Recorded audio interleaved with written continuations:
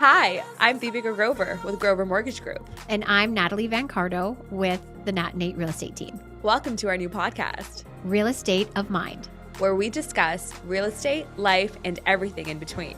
We're excited for you to follow us and join in on our journey.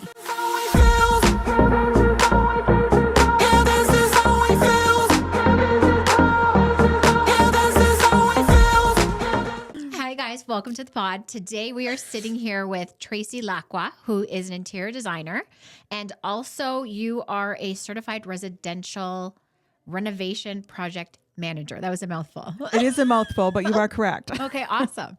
So tell us a little bit about how you got into the space and what both of those titles mean to you. So great question. So, for me, interior design was not a straight path forward for me. I spent almost 2 decades in the automotive finance industry. Right? So Really? That's a common response. What? And you can see people trying to connect the dots. So their head tilts a little. Automotive finance. It's like, what? How did that happen? So many years ago, I had the opportunity to work as a secretary for a project management company and a commercial interior design firm. Ooh. In Halifax. And that was my first exposure to interior design. I didn't even know there was a career in interior design. I didn't even know it existed. And I really enjoyed what I had an opportunity to learn there, but also recognized that it wasn't what I wanted to do forever. And then I tell people I was completely sidetracked and lured into the automotive finance industry for, like I said, almost 2 decades, where I was provided an opportunity to work in many different roles. I started in their office in Halifax because I'm from Nova Scotia, and then was offered a promotion and a transfer to their head office in Toronto a number of years later. Very nice. And the roles that I was very fortunate and very blessed to have there were all mostly very analytical.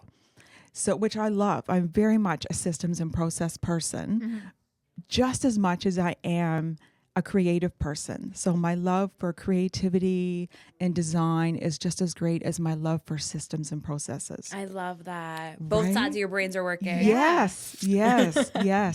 So for me, interior design was not a straight path forward. And when I was working in the automotive finance industry, I recognized that for as much as I love that, my creative side was being ignored. So I thought, just like a lot of people, I thought, I'm just going to take a home staging course, because that was way back when, the HGTV shows were just starting. It was all about, how to decorate your home. And I thought, well, I want to do that. Right. And so I took a home staging course, never intended to have a business. And thought, if I do one project a year or something like that'll be great, because I did not ever plan on leaving my automotive finance job. So loved the staging, didn't do anything with it, didn't plan to. Knew I wanted more, so I took interior decorating courses. Loved that, but I wanted more than that. So I took my interior design certification. So then at that time I was living in Toronto. So then I fell in love. I got married. I moved to Dundas. Oh, right. It was beautiful. It was romantic. It was wonderful. Commuted to Toronto. Not so romantic. No. Not so wonderful. No, definitely not from Dundas. No, it was brutal. However, I said to my husband one day, I think I'd like to start my own business. He went, in what? I said, well, interior decorating and interior design. He said, okay, I will support you emotionally, but not financially. Oh, very good. I said, okay, I don't need your money. You're like, I'm independent. I'll do it myself. And that's what I did. I jumped in. I resigned from the job I had in Toronto. I jumped in head first, knew nothing about running a business, but I knew it had to be a business, not a hobby, because I knew it had to produce an income. See, that's a good distinction from the beginning, because a lot of people don't think of the business part. They just think, okay, I'm going to make money, but they don't realize that you need to treat it like a business. Exactly. Yeah. And to have a business, what do we need? Systems and processes, right? So I get to tap into all my years of experience working for someone else and putting systems and processes in place that would allow me to operate a business while still being able to be very creative and offer those skills and talents to other people. Nice. So what was it in your mind that clicked when you were all of a sudden like, I want to start a business instead of just working for somebody else? Oh, that's a great question. Because I think a lot of people have that, right? But they're not able to make that leap, but you made that leap. But what was it finally that you were like, I want to start a business and now I'm actually going to do it? Yeah, that's a great question. So I think for me, at that phase of my life, and I'll talk more about life phases perhaps a bit later, I was just at a point in my life where I was done working with other people. I had done that for many years in different industries, different roles, all of it. And I was just done with it. And I thought, I would at least like to try being self-employed and see what that looked like for me and if it would work for us, meaning our family, right? And see, just to explore that a little more. And, it's interesting, just a few years ago, when my grandmother passed away, my cousin and I were doing the eulogy at her celebration of life. And what we discovered at that time is that we come from a family of entrepreneurs. Oh, no way. Yes. It's in your blood. And it is. In one capacity or another, Yeah. that's in my blood. And I thought, I am going to do that. And, I remember being told when I was in grade 10, I remember being told by my guidance counselor. So maybe the answer to your question is also a little bit of spite. I like that. Right?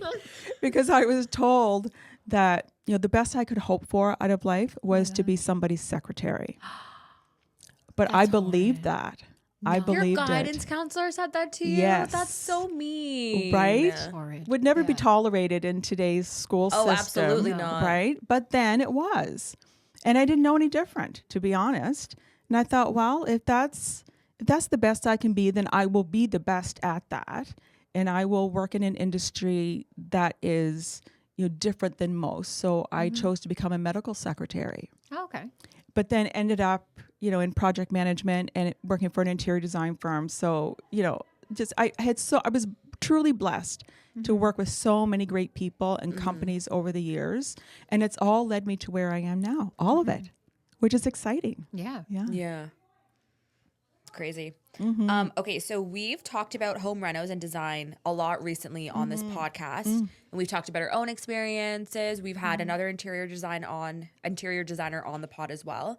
But I'm interested in, you mentioned you got into interior decorating and interior design. So can you explain the difference between those two? Because I didn't know they were separate things. They are very separate. So let's talk about that a little bit, because I feel and believe that from a public's perspective, they're the same. Yes. Like contracting, general contracting, home builder, carpenter, handyman, it's all the same, right? Swing a hammer, it's the same thing. Interior design and interior decorating are two different things with the common misperception that they're the same. Yeah. So interior design is somewhat of a regulated industry in the sense that you have to have graduated with a degree in interior design from an accredited interior design school. Oh, okay. And you must be a member of, in Ontario, it's called a reno, which is the Association of, the Association of Residential Interior Design of Ontario. It's a mouthful. It is. Oh my Sometimes God. I have to stop and think. So I am not that. And I want to be very clear about that because I don't ever want to mislead anyone. So in all of my communications, whether it's online or in print, I refer to myself as an interior design professional. I don't ever refer to myself as an interior designer because I am not that. Yeah. Okay. So an interior I just want to go back for a second, because an interior designer is also responsible for knowing building code. Okay. They have the ability and the credentials to create permit drawings. Oh, okay. I didn't know that. Did not know that. Yeah. Yes. Now, some designers, even though they have the ability to do that, they choose not to because they just don't want to take on the liability of that. So they'll contract an engineer or whoever is needed to do that on their behalf, right? An interior decorator focuses on the pretty stuff. Okay. Right? So the light fixtures, the area rugs, the wall art, the furniture, the draperies, window treatments, everything that you see in a room could have been sourced by an interior decorator. Right? And you don't have to go to school to be an interior decorator. No, you can. Okay. Anyone who has a flair can call themselves an interior decorator. And that's one of the challenges that they're having in the industry, is that so many people who feel they have a flair, and some do legitimately and some do not. And it's really no different than any other profession in that sense, right? So it's, from a client perspective, it's really knowing who you need and who you want, what credentials they need to have to work on your project. And that's really important, right, for people to understand that. Yeah. Because I wouldn't have made that distinction between the two. So you have experience in like both fields. What are the benefits of working with an interior design professional and with someone that has the construction experience that you also bring with you? One of the challenges and one of the common threads that we have seen from clients over the last 16 years, which is how long I've been in business, is their fear when thinking about whether or not they want to renovate. So not update or refresh, but renovate, is who to hire. Because the last thing anybody wants is to be the headline on the 6 o'clock news on how the contractor ran away with their money, right? Yeah. And that's not to say that all contractors do that. That's not true. There's lots of fantastic, ethical, trustworthy contractors out there, but there's always the couple that we hear about, right? That's in any industry, Yeah, in any industry. So the benefit to working with an interior design professional who has construction management experience is that we take that fear away for the client. So they rely on us to recommend to them who to hire. So, and in determining, do they need a home builder, a general contractor, a renovator? Who do they need? And then we help them find that person. So we've worked in the industry long enough that we have great relationships already built with all of the trades, electricians, plumbers, tilers, HVAC, you name it. We have all of those connections. So because we have spent such a great amount of time developing those relationships and those trusted relationships, and we vet them all the time, and we're always interested in meeting, new ones, not new in the industry, but new to us perhaps. And that allows us the opportunity to make those great recommendations to the clients. In addition to that, the construction management services that we provide is managing their project budget, which helps ensure that their project stays within budget, which is huge. Yeah, that is really huge. That's the main thing we talk about all the time when we're talking about renovations, is you have to make sure you stay in budget. Yes. So you actually help do that. We do. It's like, that is the main part of the renovation. It is. People don't think about it. And we were talking about this on another episode of like, if you're overspending in one area, you need to make sure you make that up somewhere else. Exactly. And when you're doing it on your own, you're not really considering that. And that's correct. Yeah. And in addition to that, when you're doing that on your own, you, as the homeowner, are emotionally attached to the project. Yeah. You're emotionally attached to that kitchen sink faucet that you've always wanted, or to that whatever it is that you've always wanted. And if that particular item costs way more than expected, then you're more likely to say yes. Yeah.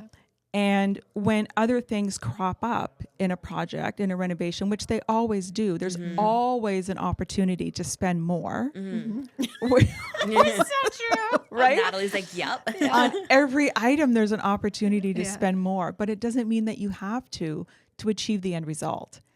So as a neutral third party, they'll leave it up to me and say, you manage the budget. So I manage all project finances. the client pays me, and then I pay for all of the items. I pay all the trades. I make sure everything is done in a very short period of time, because I never want anybody to have to wait for payment on anything. I feel that's very important. Do you find that you are also like a mediator with the couples? Providing therapy. Well, I'm just thinking Couples like therapist. clashing of opinions, like that would be a big part of it too. Oh, how true words were never spoken. Yeah. Yeah, 100%. So, I remember when I started offering construction management services, sometimes, when people are in business for themselves and you're providing a service, one of the challenges, how much do I charge for that service? Like, what's the value? And one of the things I determined a number of years ago was to charge a flat fee for my clients, whether it's design services or project management services. It's a flat fee based on value of service, never charge hourly. And that allows the client a couple of, I'll call nuggets of peace of mind, is that they know exactly at the beginning of their project what that will cost. Yeah. And unless there's a change order, the fees don't change, right? So, and that's very valuable to a client. So yeah, there's just, there's just so many ways to overspend and to keep track. And then as far as, being a referee or a mediator or couples therapist, I had a potential client say to me one time when they were looking through the contract, and I had very clearly defined the fees for construction management services. And the husband looked at me and looked at his wife. He said, "It's far cheaper than divorce." Oh my God. That is a smart man. It is. I love that. That is a smart man. I love that. I laughed out loud when he said that. And thankfully so did his wife. And she said, yeah, you're 100% correct. Yeah. Because in their case, they had been through a renovation before and it did not work out well for them together as a couple. And it took them a while to recover from that, apparently. So we've talked about that. We've talked about how in one of our past episodes, we called it the ultimate relationship test. Yes. Is renovating your home together. So, because there's so many ups and downs and there's so many different parts that you have to navigate. Your emotions, the budget, the actual renovations, your living area. Now you have random people in your house all the time. Just everything. So I think having someone like you is really interesting because you not only do the budget, but you also do the mediating. You probably do project management. You talk with all the tradespeople. That's really interesting. And then you also do the interior design and the interior decorating. exactly. It's like all in one. It is. It's a one-stop shop. I love that. Yeah, it truly is. It truly is. So we just, we really act as the liaison between the client and all the trades. So if it's the client's choice, they never have to speak to the contractor or tradesperson ever, other than, daily pleasantries, especially if they're living in the house while work is happening. That would be me. I'd be like, I don't want to talk to them. No. And it's just like you have life to live. You have True. other things going on in your life. Yeah. And so we really act as that liaison for them. So was that the difference between you and somebody who doesn't have that construction management experience? Like if it was just a regular interior design professional that was just providing the interior design services, they wouldn't be doing all the construction management Correct. things. Okay. Yeah, for sure. Okay. And some of them, that's their choice. That's their business model. They provide Right. interior design services only, and that's it. And they'll hand it off to whoever the contractor is, and then it's somebody else looking after it beyond that point.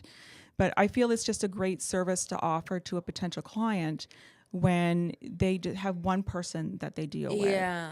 Right. So like if people need to look at samples, which they always do, right, in a renovation, if it's our client's choice, they never have to walk into a store. Yeah. That's amazing. We bring samples to them, and everything that we bring to them will all work in the plan that we have provided. They just get to choose their favorites. That's so easy. That's what I mean. Like for me, someone like Yeah. me, I know you thrive on renovating and you're a very do-it-yourselfer. Yeah. But I'm the complete opposite. I would rather pay a professional like yourself and just say, take care of it so I can do my job. Exactly. But the thought of just not having to like go out, source things, because a lot of time is spent on the sourcing and like trying to get the best price of everything. So like to have that not on your plate, like, And then it does decision free up a lot of time. fatigue. Oh, yeah, it's for real. Oh, Right? decision fatigue. Like we talked about, just it's crazy. It is very real. Yeah. Very real. Can you take us on like a rough step-by-step journey that a client can expect with you? Certainly. So like I mentioned earlier, I'm very much a systems and process person. So a couple of years ago, I created a program for clients called the Model Lifestyle Program. And in that program, we have outlined all the systems and processes needed to take a client from the point of inquiry through to handing over the keys, so to speak, to their completed renovation. So, and there's a lot of steps in between there. So what does that look like for the client? So from the point of the inquiry, we have, again, very specific communication that we communicate back to the client. We'll always start with a free discovery call where we just have an opportunity to converse with the client. And I always request, if possible, that both parties participate in that discovery call, if in fact there are two decision makers in the home, because I feel that both voices are important. And we always want to make sure that both voices are heard throughout the entire process, and it's not just ever one, right? Yeah. Because our goal at the end is to have all decision makers stand back and say, wow. Yeah. This is exactly what I wanted. Even though they may have wanted different things, they both get what they want, right? And that's always our goal. It's never just to have one person say, oh, like it looks amazing. Well, I didn't get anything I wanted. Yeah. Like, that's not successful, right? So it starts with a discovery call. Then we have a scorecard and a questionnaire they fill out. Then we do an on-site consultation. We get to know the client really well and take into consideration everything that they want, and sometimes even things that they don't know they want. So we really speak to clients about the phase of life that they're in at this time. So where are you in life now? And where do you anticipate being in life while you're in this home? What does that look like for you? And we take all of that into consideration when we create the concept designs. So that's kind of the next step, is the concept designs, which is like a 2D layout as well as 3D images or renderings. And then when we have an approved layout, we create the detailed designs. And it's from the detailed designs that we can use to, if we need to get an engineer involved, they can do their permit drawings, or we can then take the client to the next step. And then that is us creating a detailed scope of work that we would provide to the contractor or general contractor, whomever is providing an estimate for that. Because when you stop and think about it, one of the challenges, and sometimes I feel bad for the contractors, I really do, because one of the big challenges, people get all excited, they have some money, they want to make some changes in the house. So the first person they call is a contractor. And the contractor comes in at no charge and says, okay, what do you want to do? Well, and then they haven't talked about it that much between the two people, if there's two people in the relationship, and they both have a difference of opinions on what they want to have done. Yeah. Nothing is clearly defined. There's no clear vision. And the poor contractor is standing there saying, so you want me to give you an estimate on what exactly? Yeah. Oh, well, just include it all. And it takes a long time for them to build an estimate, right? So, sometimes I feel bad, when that happens. But when they come to a design professional first, we've already had multiple conversations with the client. We're able to create a detailed scope of work, and that is what we hand off to the contractor to provide an accurate estimate based on that information. Yeah. Right? Which is huge. Exactly. It's really big. It is. Yeah. Because the more accurate the estimate and the more accurate those detailed designs are, the fewer change orders there should be throughout the construction process. And to that point, because a lot of people, when they just go to the contractor first and haven't really done the deep thinking, they will change things often. Yes. Because once they start pulling things out, like, oh, what about this? Or they haven't ironed it all out, and that's going to cost them more money out of pocket. Yes. And that's where they kind of get frustrated, like, why is it costing so much? And Or that's taking because- so long. Yes, that's true too. Yeah. Because Right? at one stage could take a couple weeks if they can't decide on what to do. Yeah. Yeah, for sure. So that's the process that we use to take a client through the design process. And then after we create the scope of work, then we're the ones that review the estimates. Because for as many times as you provide a contractor with the exact same scope of work, you don't always get back an estimate where you can easily compare apples to apples, right? Yeah. So we go through everything and make sure that everything that is in the scope of work has been included in the estimate. And if there's additional things in the estimate, then we ask the question, why? Right? Did we miss something in the scope of work? Did they just add something? Why? Yeah, why is that happening? I find this just because of my husband's work. People will get different kitchen estimates. Yes. And then with that, they will scope different thicknesses, different hinges, like a whole bunch of different stuff. And then my husband's usually the one's like, okay, well, that wasn't included. They didn't include this. They didn't include that. So you do have a cheaper price, but you're not getting the same quality. And then people don't really realize it. It's huge to like kind of take a microscope and look at each line of what's being included. Yeah. Yeah. And then we're with them through the whole construction process. So, we have, just like life, there's phases of life, there's phases of construction. So when you have like a full-blown renovation, there's, your demo, there's your framing, there's the rough-ins, which the electrical and plumbing rough-ins have to be done before the insulation can be installed, and what kind of insulation, and like there's every phase. So at every phase of construction, we have a checklist, and we take the homeowner and we walk through the site with the checklist and or a punch list, we call it, and just identify any potential deficiencies at that phase. That's huge. Instead of waiting till the end, when everything is all beautiful, the tiles on the wall, and we didn't think the electrical switch was going to be there. We were hoping it would be over there. Yeah. And then to change it after the fact is challenging, right? Or they live with it. We never want a client to live with it at the end, right? So every phase of construction, we have a checklist, and we go through that with the client, identify any deficiencies. Then whatever trade fixes anything at that time, we go through it again. The client signs off, and we proceed to the next phase of construction. It's also a good way for them to like see that they're getting everything that they wanted through the process, and not saying, "Oh, wait, was that done? Did we do that?" Yeah. So that's a very crucial part. It is. And through every phase, when trades work with us, we have a project management tool that we use. And our project management tool, because I believe 100% in transparency, our clients have access to that tool, and all the trades use that tool as well. Okay. So at the end of every day, whatever trade is on site, they take photos of the work that has been done. They upload it to the daily log. Wow. Clients can see, I can see. Yeah. And it gives me an opportunity to look through everything, because I'm not on site every day, all day. And it's just not possible. Yeah. Or feasible for a lot of clients, right?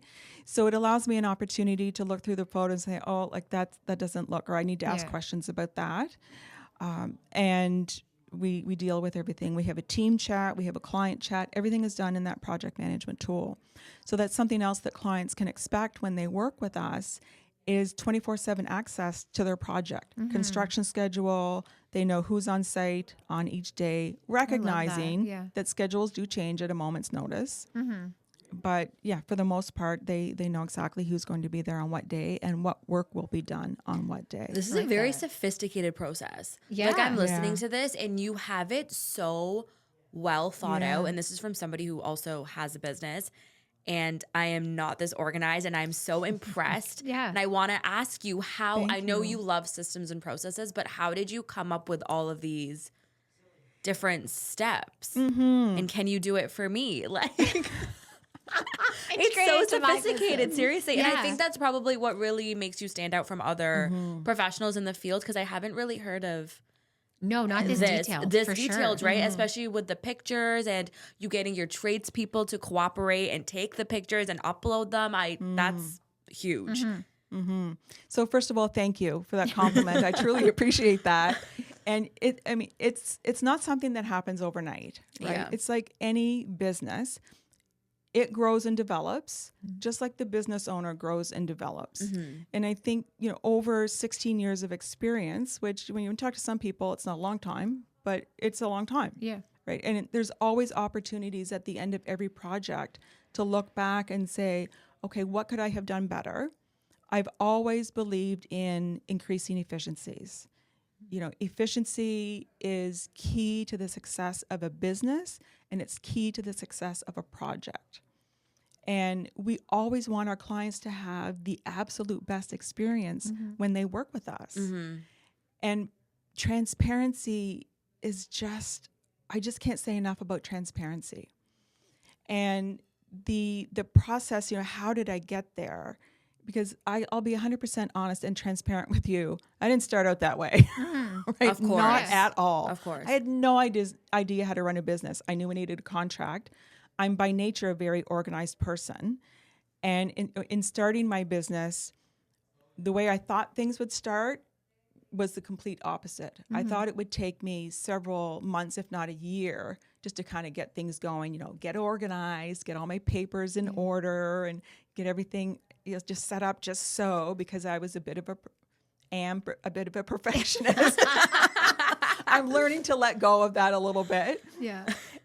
But it happened in the complete opposite. I hit the ground running, and that I was busy for the first 6 months, and then it died for a year. There was hardly anything for a year.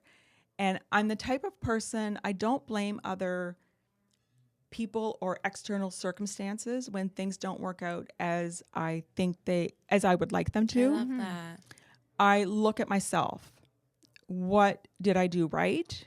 What did I do wrong? And how can I prevent that from never happening again? Yeah, that's awesome. Right? So you have to look from within. And for a number of years, I did that. And I think I did it pretty well. But, I tell lots of business people this now, I don't have a lot of regrets. But if there's anything I would recommend when you're starting out in business is to recognize the value of hiring professionals to do what you're not good at, what you don't want to do, and recognize areas where you need help and hire people to do that. Right? That is so true, because I was doing a program. They always made me do like an energy audit, and it would you'd have to figure out I'm spending X amount of hours doing this, and just write it all out like a whole week, what you're doing. And then they would start offsetting all the extra things that I didn't like doing, because you also had to rate it. And I'm like, oh my God, there's a lot of things that I'm spending my time on that I don't like doing, and someone else could do it. Yeah. So that's it's enlightening once you realize that you don't have to do every part of your business. Yeah. So just to kind of finish answering your question, a number of years ago, I realized that my business wasn't growing at the speed of which because everybody wants it to happen now, right? And it wasn't growing the way I wanted it to. And I thought, okay, why is that? And I recognized that I was the block. I was the reason my business wasn't growing. It was my own, what you'll hear people refer to now as limiting beliefs. And so I worked with a life coach for about a year and took an opportunity to understand what some of the triggers were for me that would prevent me from moving things forward. And I'll say that was maybe 8 or 9 years ago. Wow. And I did that. And then since then, I've worked with different coaches on different things as I've recognized a need for either myself or the business, right? And in doing that, one of the things was marketing and communications. Not my wheelhouse. Yeah. Yeah. Don't really want it to be my wheelhouse, to be honest. So I worked with a marketing strategist. And that was, I'll say 3 years ago. And that's how the Model Lifestyle program was developed. Oh, amazing. So that came out of that. Yeah. And I remember when he asked me he said, create an Excel spreadsheet. I was very happy about that. You're like, this is my wheelhouse. This I can do. He said, just make a list. Just make a list of things that you think need to happen in that particular stage of the program to kind of create some processes. So I outlined everything. I sent it to him. He's like, wow. Yeah. He said, that's really great. He said, no one ever does that. And no one goes to that level of detail. Yeah. So, when you have a program or anything in business, you have to understand how the back end works, right? Like what does the back end even look like? And what's involved in that? And what are the systems you need to make it happen? And what are the processes to support that, to support the outcome that you want? Yeah. I love that. Yeah. Really insightful. Okay, back to construction. Yes. Can you please explain the difference between a general contractor, home builder, handyman, etc.? Oh, there's so many. There's so many. And so, you know what? Actually, if I could, because I love this question, and I was prepared for this question today, ladies. Amazing. Because I don't want to get anything wrong, right? Love it. Because there is a lot. So let's just have a look at this. And yes, I am going to refer to my cheat sheet here. So look at this. General contractor. So in this sheet, I've outlined the difference between general contractor, renovator, and home builder. Okay. Can I just start? But I Yes. didn't know there's a difference between general contractor And contractor. and Right? contractor. Same. When I was writing this question, I was like, did she make a typo here? Like what? Yeah, I would not have put them in different categories. So I'm interested. Right? Yes. So listen to this. So I get so excited. So general contractor, right? The primary focus manages the full project, the trades, everything. Is it a regulated industry? No. Right? It's not a regulated industry, but it is regulated by scope of what a general contractor can do. Must they be licensed? Yes or no? I'm going to say No. no. Yes. Oh, I didn't know that. Oh, And licensed where? in the province. In the municipality in which they are working. So they can only work in each. Wow. Wow, what? Okay. Let's talk about that. So, because a lot of Yeah. people don't know That's this. very small. Municipality is very small. So you would need, well, it'd be like Halton. So you can do everywhere in Halton. So Milton, Oakville, Burlington. Yeah, but then if say you want to go to like Niagara Falls, you would You need, need that too. Right. So think about Toronto. like, Toronto, Yeah, crazy. Hamilton, Dundas, Ancaster, Stony Creek, like that, because that's a different municipality, right? So a general contractor is supposed to be licensed in each municipality in which they work in the province of Ontario. Do you think they actually No. adhere to it? Okay. Okay, I was No, gonna say, and 'cause this is nobody why. checks for this. Yeah, I don't right? think they do. This is why. Because there's a fee for every license in every municipality. And sometimes it can be perceived that, it's a money grab, Yeah. right? They're doing the same work, the same scope. One house can be in one municipality and one street over, it's in a different municipality, right? So, are they all licensed in different municipalities? No, no. So there's That's a wow very- moment, yeah. right? Let's talk about, Terrian or HCRA involvement. So they may be, if the general contractor is also a home builder, they may need to be Terrian certified, but they also may not be. So a contractor, what is a contractor? Primary focus is a broad term for anyone doing work is a contractor. It is not regulated. It's sometimes can be dependent on the trade or the scope of work, and they do not have to be certified. So isn't that like a handyman then? The scope is different. Yeah. Okay. The scope is different. So a handyman, like a Mr. Fix-It, is kind of the way people perceive a handyman. Now, you may get very, very fortunate when you hire a handyman, because sometimes there are general contractors who are somewhat semi-retired, and they'll take on more handyman responsibilities because they're just done with big jobs and employees and Right. trades. They're just done with it all. And they do handyman. So what you really get is a glorified handyman with exceptional skills and other things, right? But it's difficult to find those people, Yeah. right? So that's contractor. So renovator renovates existing homes. So they don't build new. I'm like shocked that even renovator is a title here. Yeah. I didn't know Right? that either. Yes. Is it regulated? I'm going to say yes. No. Wow. What? Okay, so contractor obviously is also not regulated Correct. and not licensed. Okay. Correct. Renovator, must they be licensed? No. Often, but not always. Sometimes it differs depending on municipalities, which is crazy in the same This province. is a lot of it. I feel like I'm being Yeah. quizzed right now. Right? I love this. I love I this. know. It's so much fun. It's so much fun. Home builder. They need They to definitely be, have to be Yes. licensed, and they know they have to be Utarion. Yes. Yeah, Yes. that's probably the highest level, right? Yes. If you're, Because they're starting from scratch. they're starting from below ground. Right. Right. So they're building from ground up, so to speak. So yes, their primary focus is new home build. They're definitely regulated by Tarion and HCRA. They have to be licensed. And again, Tarion and HCRA involvement. So I guess if you're considered a home builder, you have to have a certain percentage of new construction.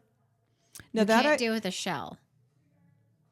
that I don't know. Yeah. That I don't know. Now, some home builders, because in 2024, anything residential was very slow, very, very slow. So anybody working in residential construction had a gap in their schedule, guaranteed.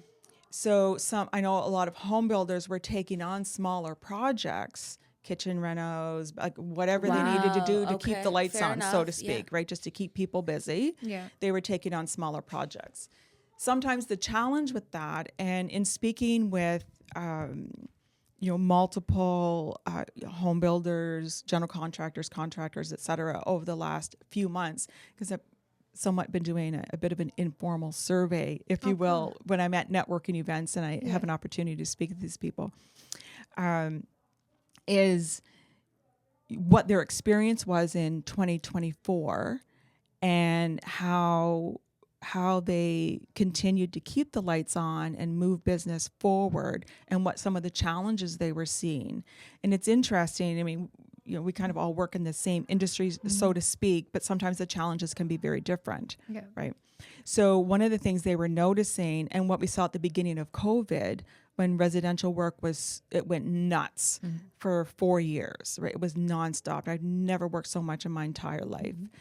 And so it was great, but you can't expect it to continue at that pace. So a lot of businesses in residential renovations that started during COVID are now feeling the crunch a lot. And what they're finding is, and this is kind of a caution to homeowners, is when they call someone to come and provide an estimate to do that bathroom reno, and they're getting 2, 3, 4 estimates, the folks who are struggling the most will undercut. Yes. This is a race to the bottom. And I caution people a lot not to get caught up in a race to the bottom, because there's a lot of things they're not including. And you can see it. And the quality. Oh my gosh. There's so many homes that I go to, and you can tell it's just a quick renovation. Yes. And it definitely tells. Like Yes. I can see all the mistakes. You can just, it's not worth it. And I No. feel bad for people that go that route. Yeah, because I you're still know. spending some amount of money to Yes. do it. So you want to at least make it look nice, Yes. right? Yeah. And then like my thing is, I always question, like, why is it such a big gap in pricing? Like, what am I not getting? But I don't think people question it. They're just like, oh, we're getting a really good deal, and let's go. Yeah, and see, kind of the flip side of that coin, when you hire, because sometimes people, like I said earlier, they just don't know who to hire. So I'm going to call the home builder to do my kitchen reno because I know they know how to do it, and they'll be really great at it. But home builders will have much greater overhead than possibly a general contractor or a kitchen company, whatever that is, right? Yeah. And they're paying for that. So I'm certainly not saying that they're not capable of doing the work, but do you need a home builder to do a kitchen renovation? Yeah. Right? You don't.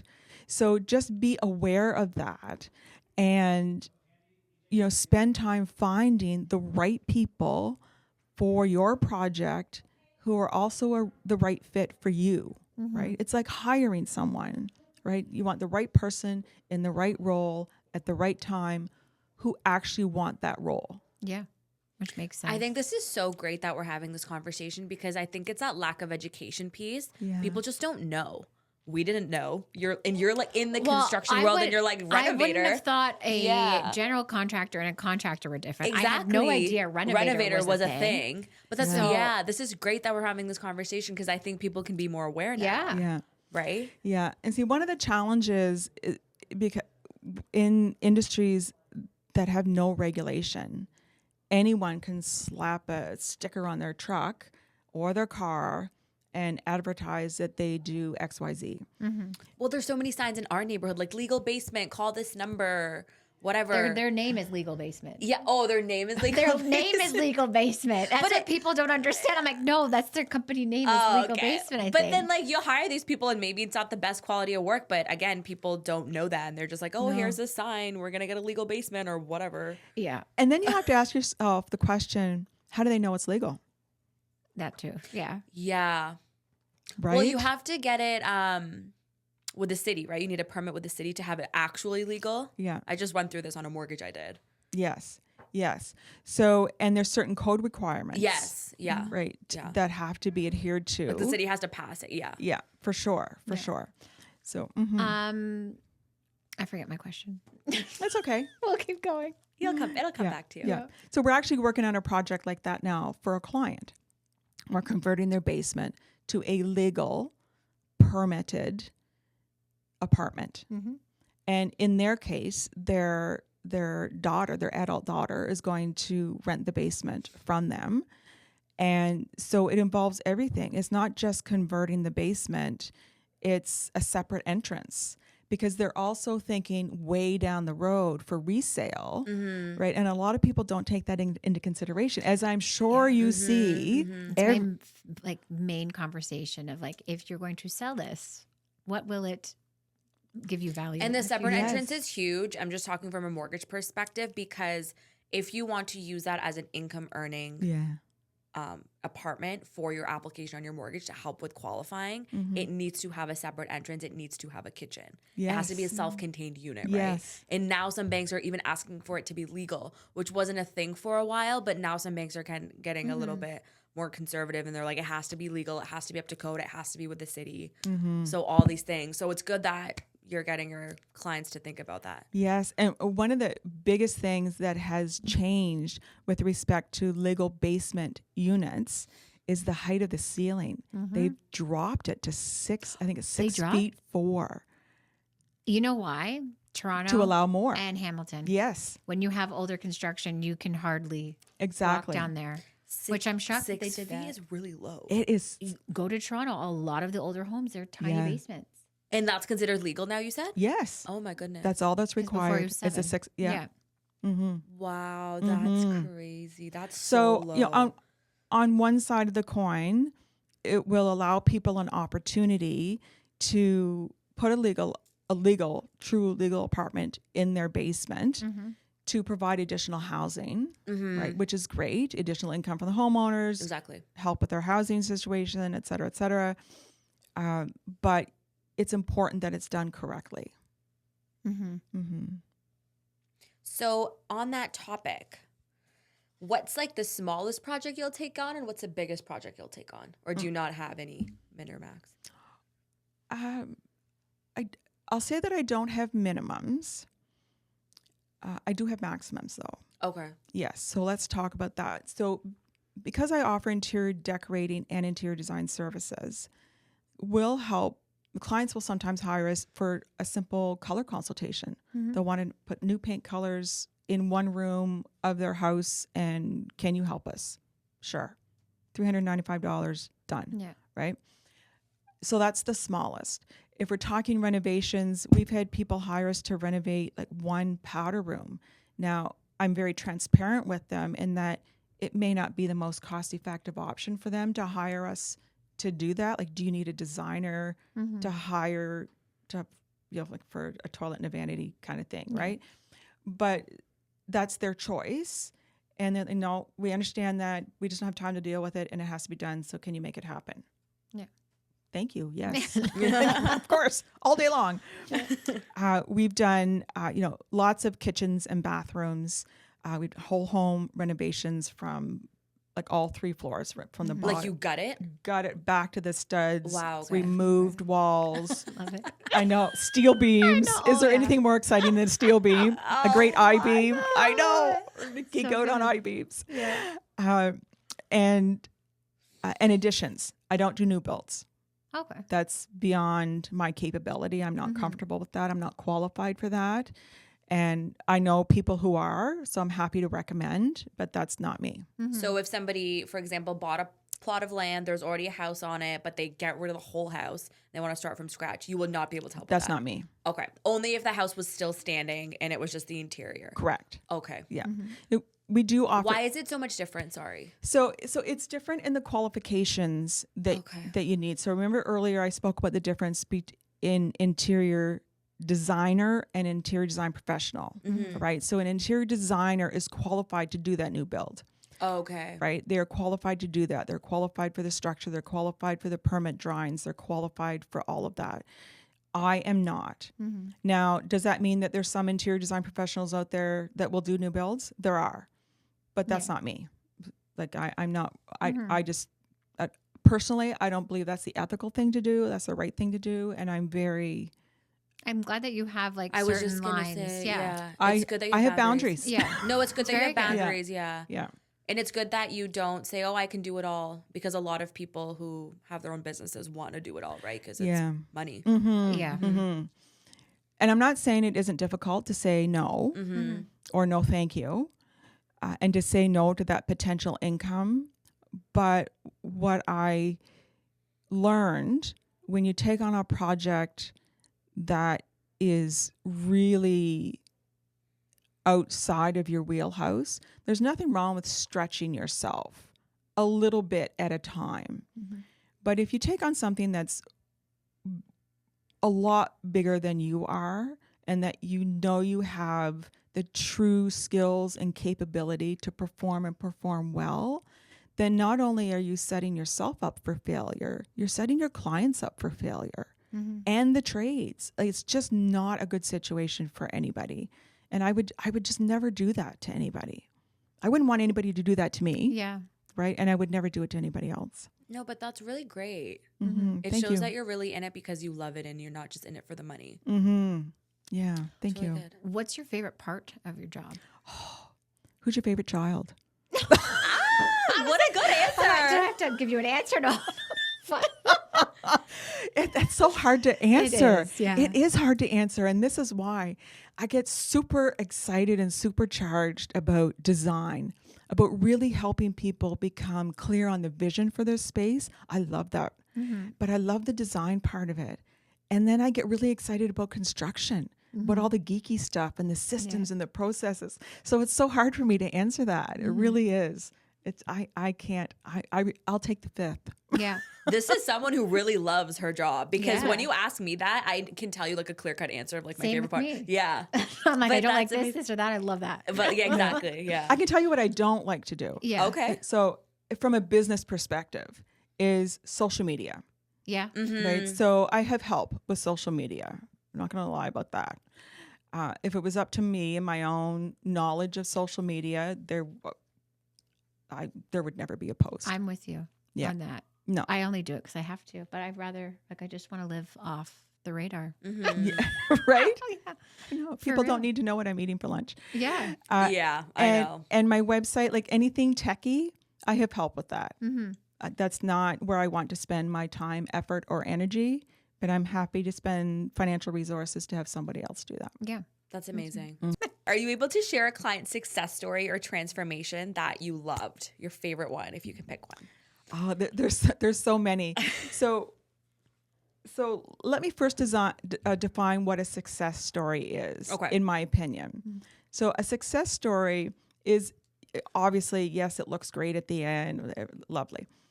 But a success story to me is when the client is still so very excited about their space months and years later, I like that. right? That's huge. So I'll just give you an example. In a project we worked on for a client in Hamilton, and it must be, I don't know, I think like maybe 10, 12 years ago.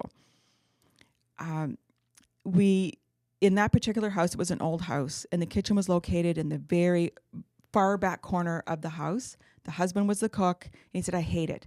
He said, I'm not included in anything. He's like, nothing. So we moved the kitchen to the center of the main floor. And in an old house where nothing is level, Yeah. nothing is flat, like everything creaks, it was challenging. But like I mentioned earlier, transparency is key and planning is key. And when you work with us, an interior design professional who also specializes in construction management, it's planning. And part of that plan was having them set aside a contingency fund for surprises. And we said to them up front, yes, you'll have a beautiful kitchen that functions for you and it'll look lovely and everything else. But a lot of your money will be spent on things that you will not see, like on structure from the basement, supporting the load that is then shifting in the house, right? And when you start moving things in an old house, you can't just grandfather in electrical, right? You can't do that, right? Certain things have to be brought up to code. But they were okay with that. They said, yes, we know.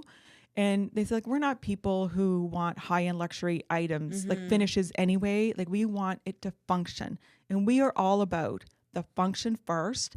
And yes, it will look amazing as well. Because at the end, if it doesn't function well, it's not successful.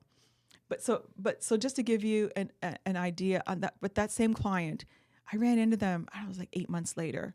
And in that 8 months, of course, you know, the holiday season and Christmas season had happened and Easter, so large family gatherings.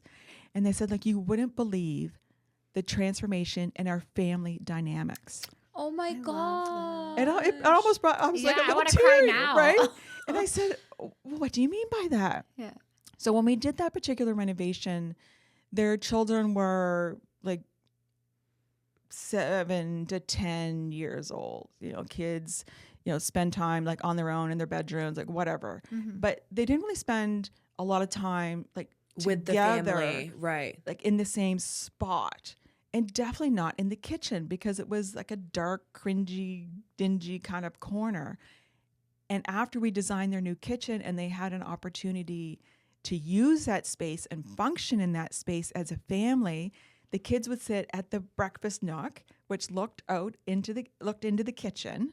Dad was cooking. Mom was there because it went from a one cook, dark and dingy kitchen to what could be a 3-person kitchen with the kids there. Wow. And they were all talking and the kids were learning to cook and they were just having a great time. And it was a great place to entertain for their larger family gatherings. And I never thought of that until that point in time. Honestly, how it could really transform family dynamics. Yeah. You are changing lives over here. Right? Thank you. You're like, I am the best.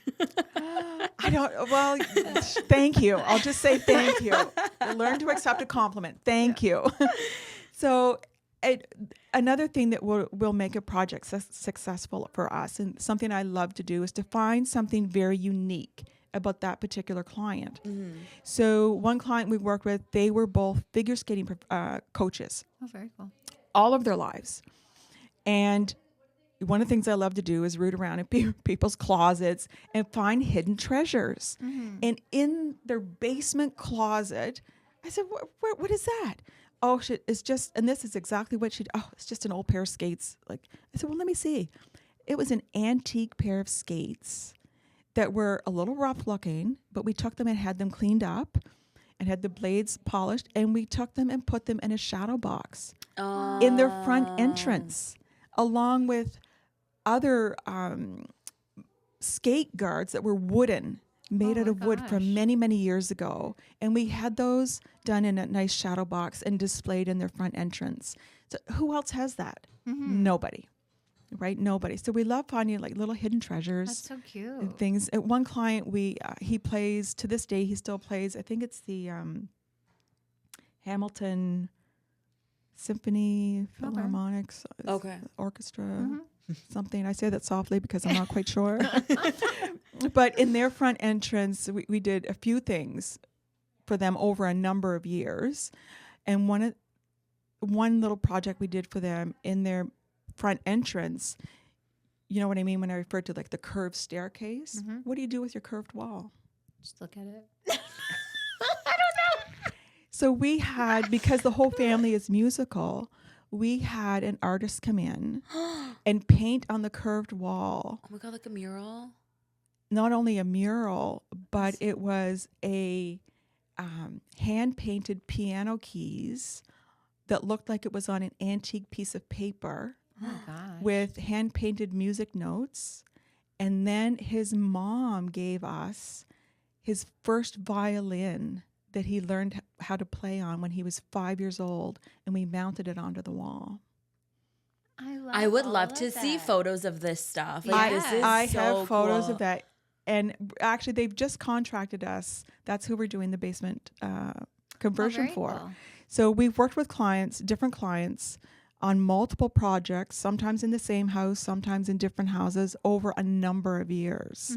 So it's been, and so to me, that is what defines success for us. Especially when somebody comes back to use you again. I think that's the Yeah. biggest compliment somebody can give you, right? Yeah, Yeah. for sure. Yeah. Or referral. Or a referral. right? 100%. 100%. Yeah, definitely all day long. So would you say a lot of your business comes from repeat clients and referrals and word of mouth, or do you do a lot of social media marketing? 95% of my business is referrals, repeat, word of mouth. 95%. That's Yeah, amazing. that's a lot. is. That's what you want it to be. So that's It yeah. is, yes. I'm very, good. very thankful, very blessed, very grateful for every single client. Over 16 years, it's been like almost 400 clients, which some people will say is a lot. And I know others will say, well, that's not very many. We're not about the number as we are the quality. Yeah. Exactly. Right, And yeah. each project is a different thing. Like some might be Yeah. huge and some might be little, right? So you can't really quantify and say that's not a lot or that is a lot. Yeah. What would you say to that young girl that was sitting in that guidance office hearing that news today? I love that question. Look at oh me my now. God. Yeah, I love that. Stop. Oh my God. Says you. Yeah. Yeah, no, look at you now and you're doing something you love and you're so Yeah. passionate about. Thank you so much. I Thank think you. we've learned a lot. I've learned so much, more than I thought we were going to learn, because I thought this was going to be full transparency. I'm learning from you. I was like, Natalie, I feel like this is going to be kind of redundant. We talk about this quite a bit. Learned so much. Yeah. Wasn't redundant at all. Lots of stuff we've never covered, didn't even know. Your stories were amazing. You're Thank you. amazing. Definitely want to you. have you back. Love to. Yeah. Thank you Yeah. so Whenever much you for like. coming. Thank you. I appreciate it.